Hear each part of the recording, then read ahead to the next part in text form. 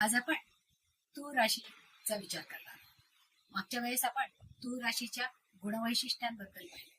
आज आपण त्या गुणवैशिष्ट्यांना धरून या लोकांनी समाजात वावरताना कशा पद्धतीने प्रयत्न करायला पाहिजे हे आपण पाहणार, की ज्याच्यामुळे त्यांनाही प्रसिद्धी मिळेल आणि त्यांच्या बरोबर असणाऱ्या लोकांचाही जास्तीत जास्त फायदा होईल याचा आपण विचार करणार. तर तूळ राशीचे लोक हे ज्ञानी आहेत, बॅलन्स आहेत. तर त्यांनी हा बॅलन्स त्यांच्या केवळ मित्रमैत्रिणींकरता न ठेवता किंवा अगदी जवळच्या लोकांपुरता मर्यादित न ठेवता तो जर इतर सगळ्यांसाठी जरी वापरला तरी त्याचा त्यांना जास्तीत जास्त फायदा होणार आहे. तसंच त्यांच्यामध्ये असणारी कला ते फक्त लिमिटेड लोकांमध्येच दाखवतात.